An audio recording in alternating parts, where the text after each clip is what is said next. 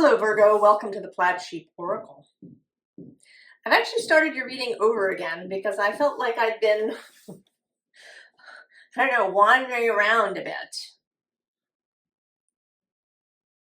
You begin with this Welcome Presents card. And there are several things happening here. One, there is a sense of others, whether that's human, other kinds of beings, animals, non-physical, just others. There's also a sense here of feeling others, this welcoming of presence.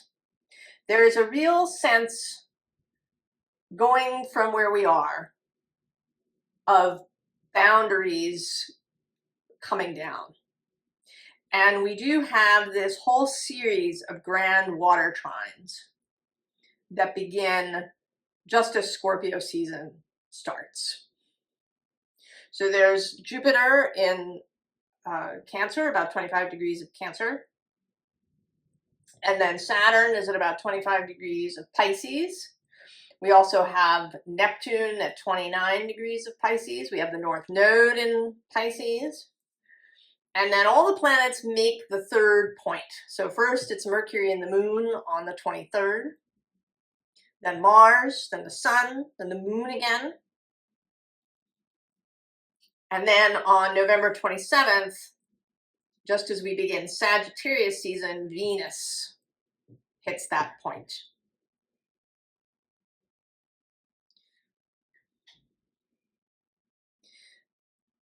There is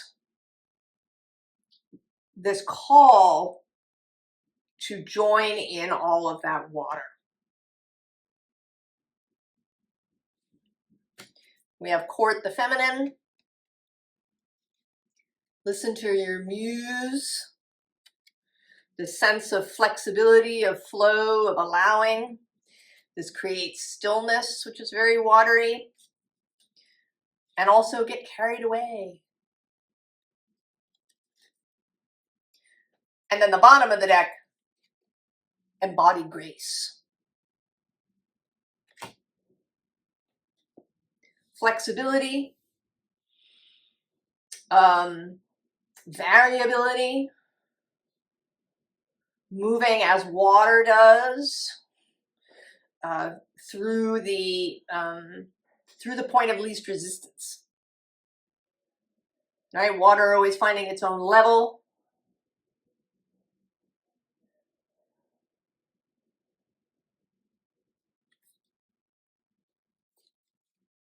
We have the cat, which says independence and healthy boundaries. And I want to say that what will be healthy in this period of time is going to be releasing a lot of boundaries. Places where you might automatically say no to something, consider saying yes. If you are normally somebody who keeps their own counsel all the time, maybe you ask for advice, or you share more things than you might otherwise, or you listen more than you might otherwise. There is this blurring, the blurring of borders, the blurring of boundaries. You are here as the Earth Fairy, right underneath the cat. And then at the bottom of the deck is fear. And for a sign like Virgo, that watery flexibility, the blurring of boundaries, can create anxiety or fear. If you like to have, solid ground under your feet, you might not want to be tossed about on the ocean. But there's something that is only going to be available if you're willing to just go with it and blur these boundaries, to participate in this water that kind of fills the end of the year. And even in this December, because the moon is going to make that spot again after Venus. There will be another moon grand water trine.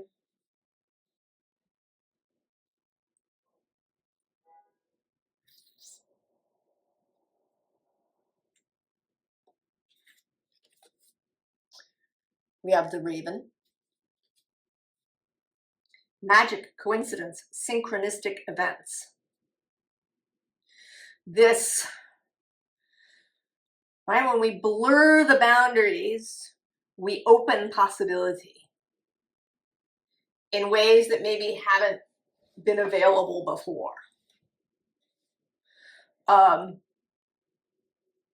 Structure that has been very solid may become much more malleable. Mud or clay that can be moved and shifted in ways that it hasn't been before. We also have forgiveness. I don't believe that you can force forgiveness. You can't make yourself forgive somebody. I think natural forgiveness happens when we no longer feel insecure about the thing. I think we withhold forgiveness when we have that fear. You know, if somebody betrayed you in some way, it's probably in a way that was really painful for you, was, you know, in a spot where you maybe felt insecure about something, maybe felt insecure about your own lovability or your own skill or, you know, something. And then you feel like you can't forgive sometimes, I think, because if you forgive, you might open yourself up to this happening again. Whether it's from this same person or not. That you need to really hold that barrier, not forgive that, it was terrible. That if you release that, if you forgive, if you say, you know, that's clear, I'm not going to hang on to it, I release that, I forgive that.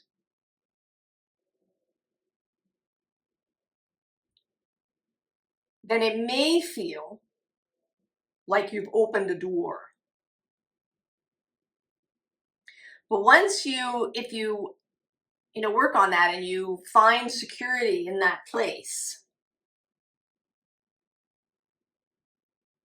then you don't need to hold that barrier any longer. And it may be that during this watery period, you will find it easier to forgive. To forgive others, to forgive yourself for things. And also with this wind fairy. Thoughts, words, intellectual analysis.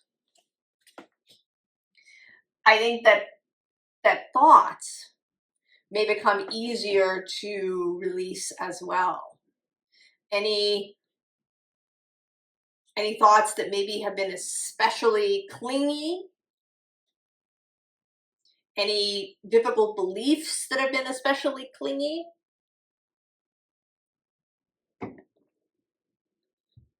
may also come loose. You know, as if something was held in brick or stone or you know, something had been baked into the clay. And now there's going to be so much water that the clay will dissolve, that you know, any object that was hard and baked will dissolve, and anything that was held in there will be released.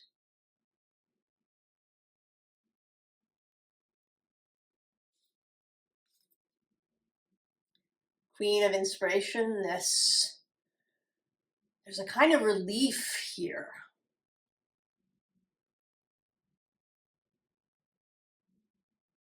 Kind of relief. The underside of the deck is the Hierophant. And the Hierophant is here at the ocean side.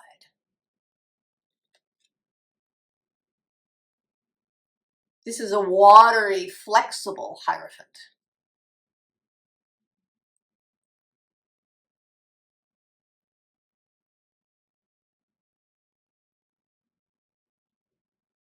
There's nothing rigid or fixed.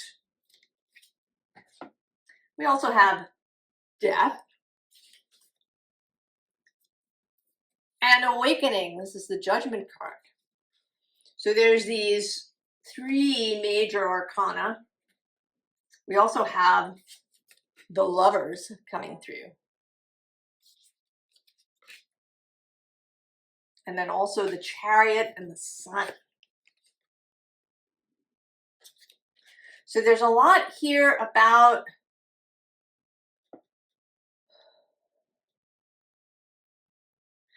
the way that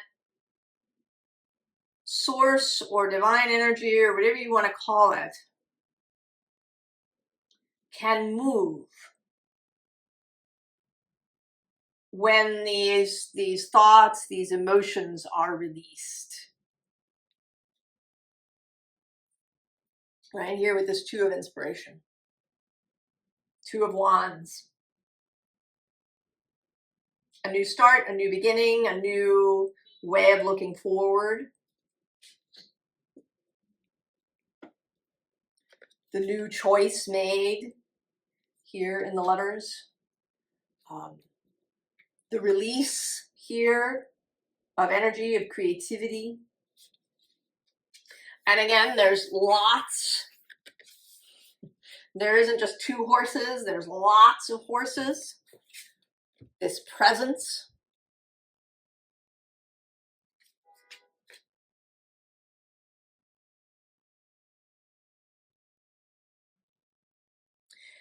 It's like there's a wall, and behind the wall is all of this creational energy that's just held there.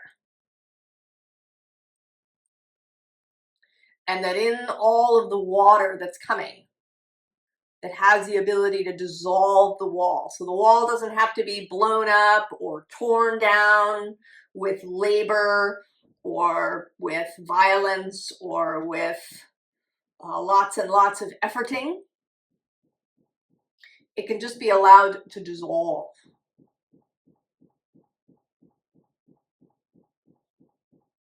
And then all of that energy can come through.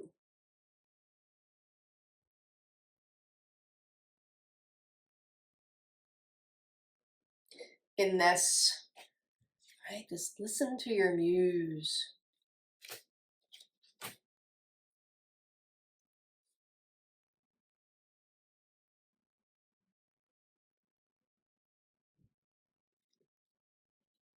Seven of Combustion. In this particular deck, it's about the clearing of fog, the clearing of any smoke and mirrors that may have been there. So rather than the usual Seven of Wands that's about battle, this is more about the releasing of things. Allowing the smoke to clear, allowing the clouds to clear. And there you are, the Hermit underneath there, looking out there at all of that ocean. And maybe normally it would seem really alarming because it looks like a storm and there's a ship out there but feeling much more comfortable. We also have the Emperor. This comfort. You know, the Emperor is comfortable on his throne.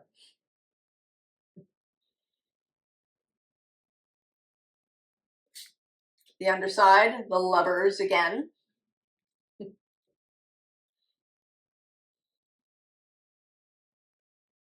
And here the ability to choose that which may have been taboo in the past.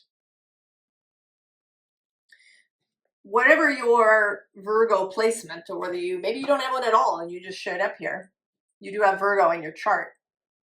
You've got other stuff too.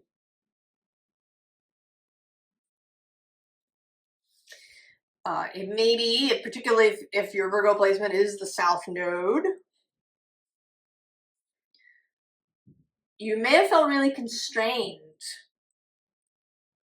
by something. The rules of your upbringing, the rules of your culture, your society, your profession,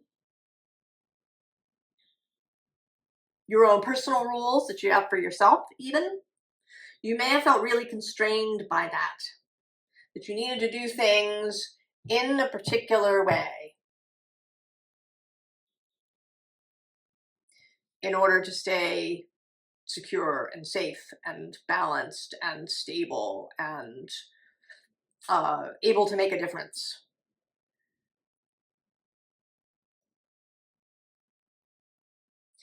And now there may be a loosening of that.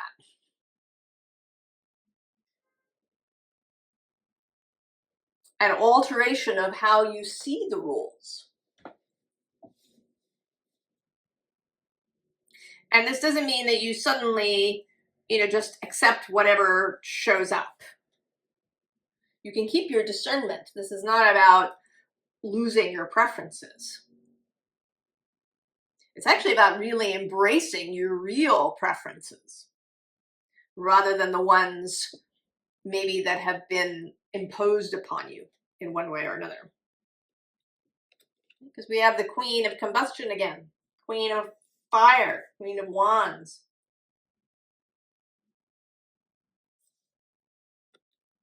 And it's interesting actually that the two tarot decks here within the reading that came out have these alternate suits, right? The Muse Tarot is inspiration, emotions, voices, and materials. And then Boadicea's tarot is fungi, aether, combustion, and tentacles. So whole other set of parameters. Broadly the same for earth, air, fire, and water, but with their own twist.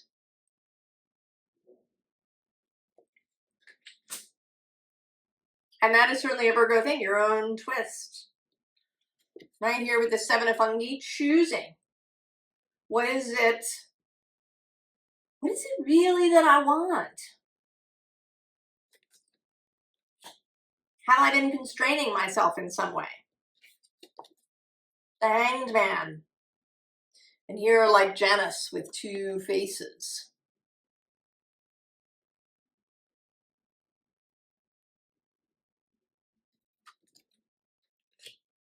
Have I been taking these constraints too far? Have I actually been constraining my own preferences unnecessarily? Have I been constraining myself through fear, through carrying resentment around with me, through particular beliefs or thoughts that I continue to have? Here too, Seven of Aether.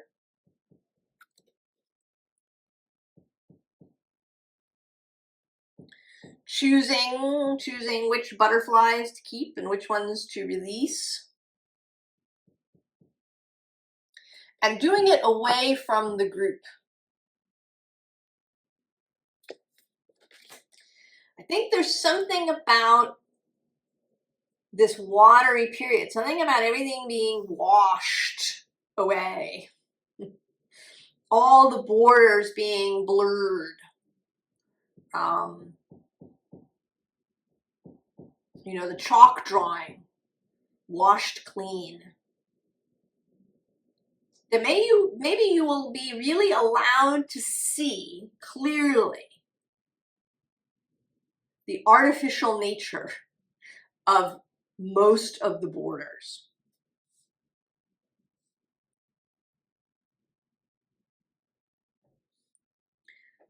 Most of our borders, most of our societal rules, the way that we organize things are artificial in the sense that they are not absolutely necessary, and different groups have different versions.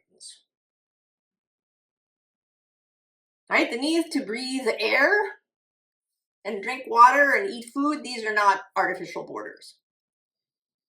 But, you know, the need to have a house that's a particular shape, or clothes that are a particular shape, or a particular job, or a particular set of beliefs, these are artificial. And that's not to say that they're wrong or bad, but that if you had been thinking of them as necessary, as absolute, as immutable, as, you know, that's just the way it is, or maybe you hadn't even been thinking about all of them at all. Some beliefs that we have are so baked in that we don't even see them. We don't even realize that maybe we can make a different choice in some way.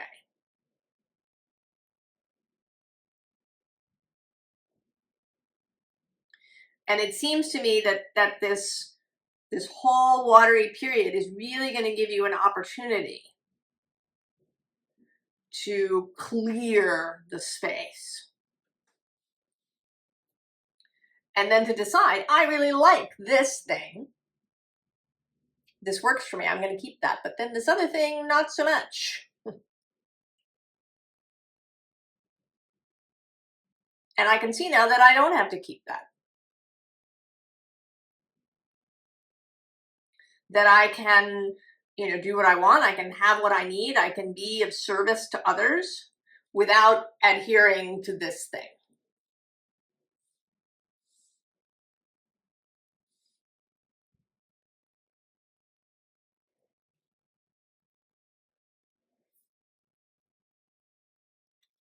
So we have this Wastelands card. Sustainability, slow down, tend to your garden. And this seems like the water coming in to quench this parched space, to fill in all these cracks, to dissolve all of the hard baked in earth. Below that, not surprised to see it, is Sophia, wisdom.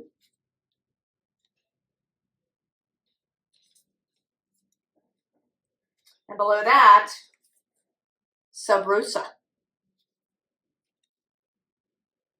Right, that which is hidden, that which is underneath. And then at the bottom, we have the return. A new story. You decide. Alignment. It's coming together. I often think of this, the return, as right, that's a concept of going into the darkness, of going into the underworld, catabasis, and then the return.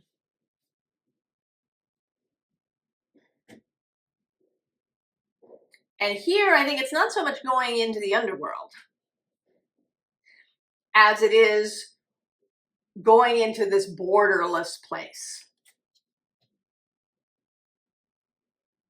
Just completely wiping the chalkboard down, clearing the decks, emptying the space.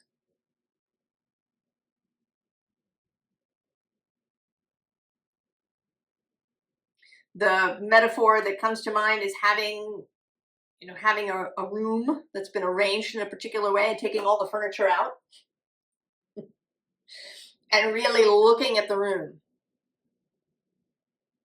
How does it want to be arranged? How do I want to arrange it? You know, I arranged the room the way my parents did, or the way the interior designer told me to. Or, you know, I had some things, and then every time I bought something new, I just fitted it in the best way that I could without really thinking about the whole arrangement. And now I'm going to clear it all out, and then I'm going to put back only those things that I want to keep, and I'm going to arrange them the way that I want to.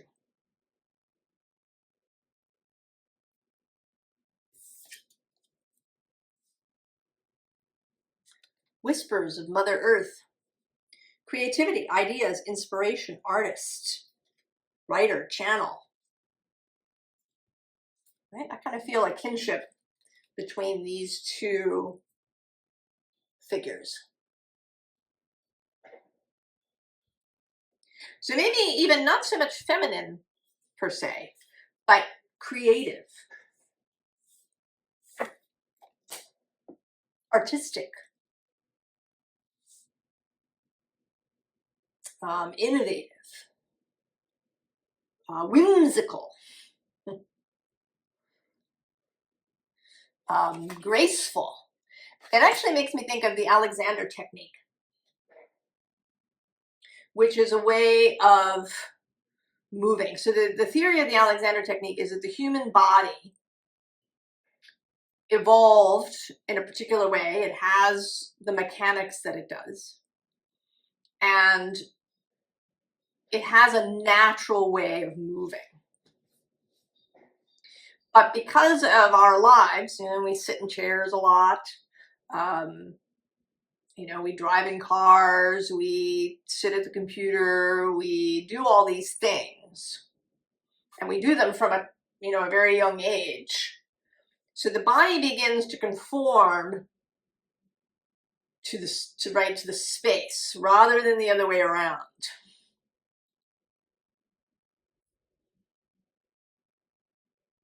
And the Alexander technique is meant to help you move naturally the way the body really wants to move, so that you use leverage and all of the ways that your body wants to move, so that walking is easier, that you don't end up with stiffness and pain everywhere, that you're not using lots of extra energy to do things unnecessarily. Coming back, clearing the decks of all of the previous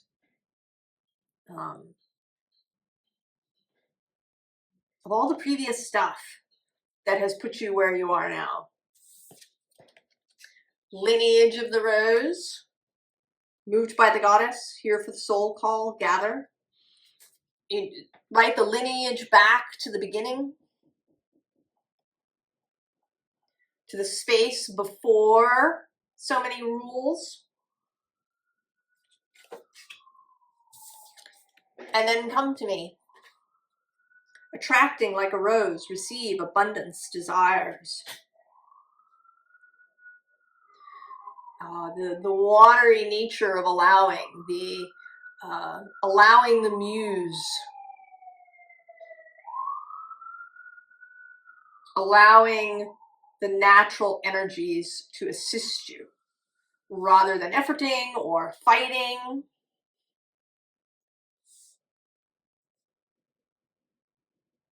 Really learning to use what is available in the best way.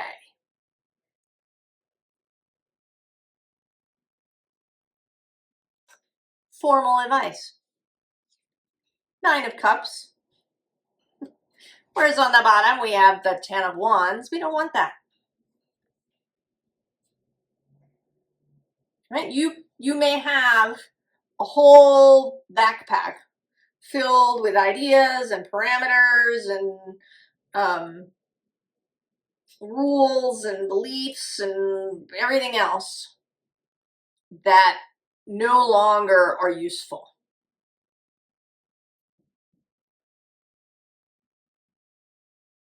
You're going to let them go. Right? You have this watery space.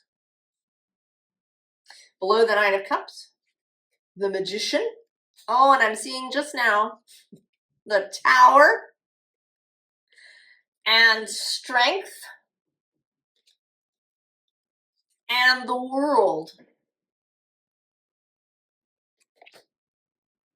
More of all of this major arcana energy that's just on the other side of the wall, ready to just flow in.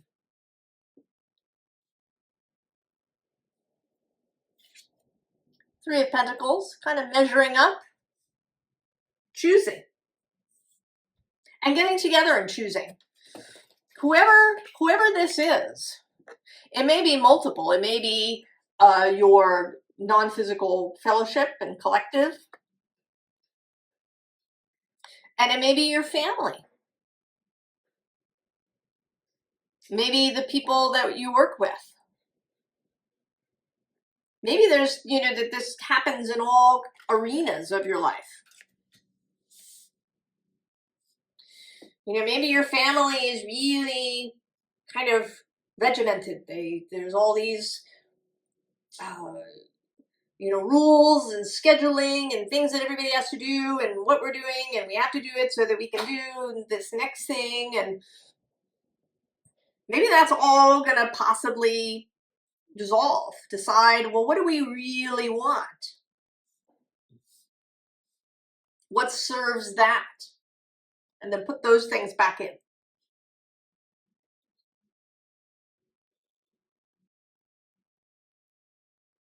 Right? Allow the water to just wash the slate clean, so you can begin again. Five of Cups.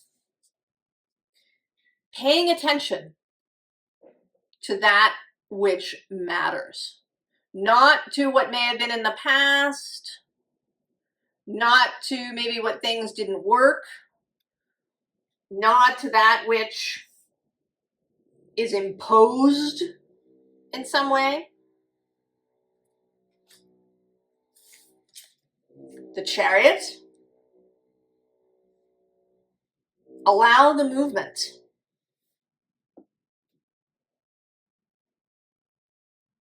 Allow this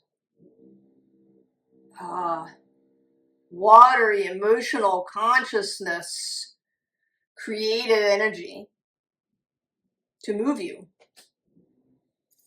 And then there you are again, Knight of Pentacles. Then take your time. You're not rushing. We don't have the Knight of Wands here, but the Knight of Pentacles. Devoted, reliable, gentle, I want to say.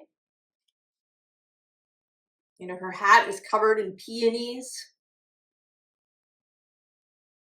She has these doves of peace that accompany her. Take your time. There's no rush. You don't have to rush to stuff everything back into the room. You can take your time deciding what it is that you want to keep and what you want to let go of.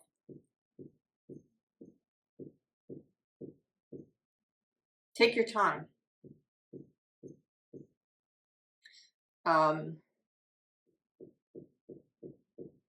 You know, even I want to say into next spring.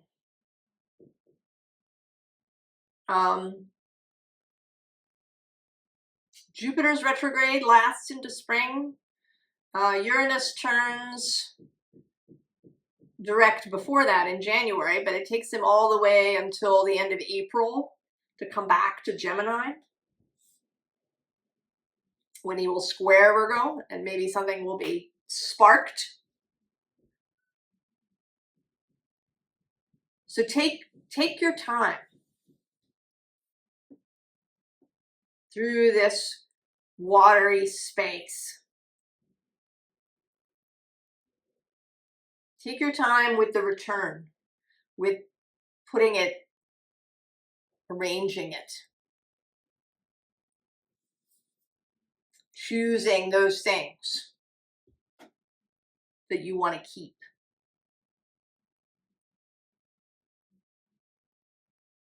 There isn't a rush here. Though there is, and with all the water, there is a sense, certainly, that things will be moving.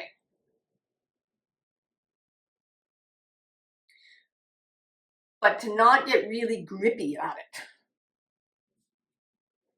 To be flexible. To welcome whatever it is that flows through.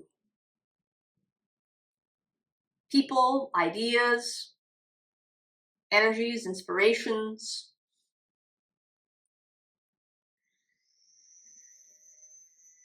I think this is an amazing opportunity, Virgo.